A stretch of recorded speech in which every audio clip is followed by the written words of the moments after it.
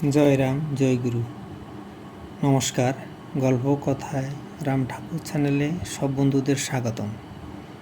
আজ আমি ঠাকুরের ভোগে বাতাসা দেওয়া যায় কি না সে সম্পর্কে একটু আলোচনা করতে আগ্রহী।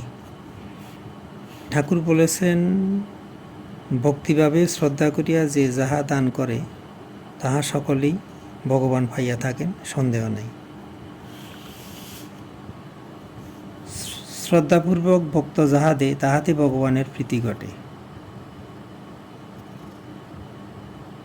এই জিজ্ঞাসার উত্তরে প্রথমে কয়েকটি সত্য ঘটনা বিবৃত করছি আমি। অতি দীন দরিদ্র এক ভক্ত ঠাকুরের ভোগে রোজ সামান্য একটু চিনি দিতেন। এর বেশি তিনি জুটাতে পারতেন না। একদিন শ্রী শ্রী ঠাকুর দর্শনে যাবার তার সৌভাগ্য হলো।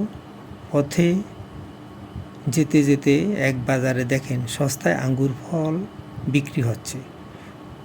খুব ইচ্ছে হলো ঠাকুরকে কিছু আঙ্গুর খাওয়াবেন। নিলেন কিনে একটি ঠোঙ্গায় করে কিছু আঙ্গুর।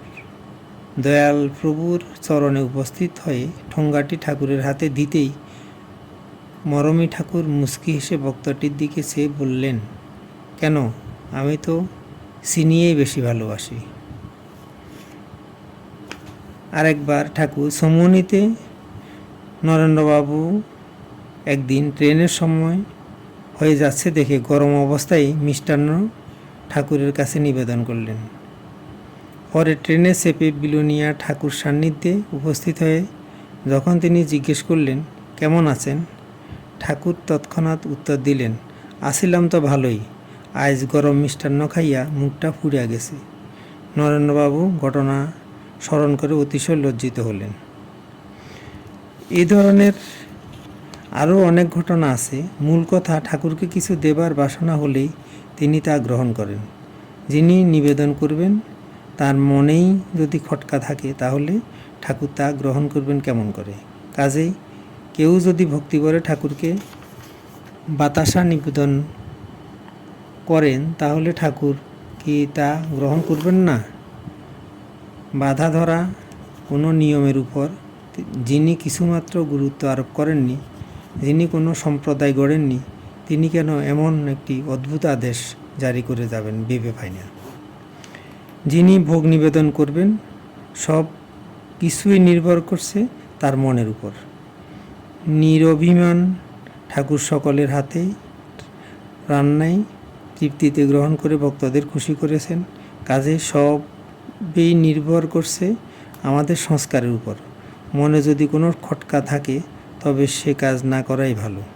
ঠাকুরের ভোগে এটা দিতেই হবে, ওটা দিতে পারবেন না, এ ধরনের কোনো সুস্পষ্ট নির্দেশ না থাকায় সঙ্গত। যেমন ঠাকুরের ভোগে তুলসীপত্র না দিলে তিনি গ্রহণ করেন না, অথচ দেখুন ঠাকুর নিজেই কি বলেছেন, তুলসীপত্র দ্বারা ভোগদান করতে হয়, অর্থাৎ সহ্য করিয়া থাকিবার চেষ্টা। বেদবাণী 3:190।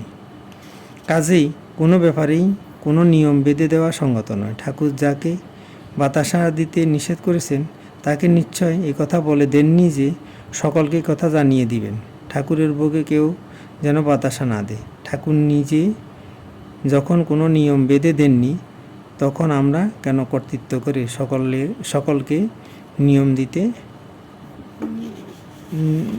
দিয়ে বাঁধতে যাই? আজ এই পর্যন্ত। আগামী দিন আবার শ্রী শ্রী ঠাকুর সম্পর্কে গল্প বাণী নিয়ে আপনাদের সাথে থাকব। বন্ধুরা, চ্যানেলটি যদি আপনাদের ভালো লেগে থাকে তাহলে বেশি বেশি সাবস্ক্রাইব করবেন, লাইক শেয়ার কমেন্ট করবেন। ধন্যবাদ, ভালো থাকবেন। জয় গোবিন্দ, গুরু কৃপাই কেবলম।